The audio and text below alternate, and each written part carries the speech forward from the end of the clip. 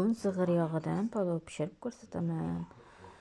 Sabzi, piyozlarni tozalab oldim, ularni to'g'rab oldim, paxta yog'ini kuydirib oldim, paxta yog'idan soldim va zig'ir yog'idan ham soldim. Go'sht, piyozlarni tuz solib yaxshilab qovurib oldim va sabzini solib yaxshilab qovurdim va suv soldim. U nas guruchni yuvib oldim, 1 kilo guruch. Unga qaynab turgan qozonimizga soldim. Потом tuz bilan qaynagan suv soldim.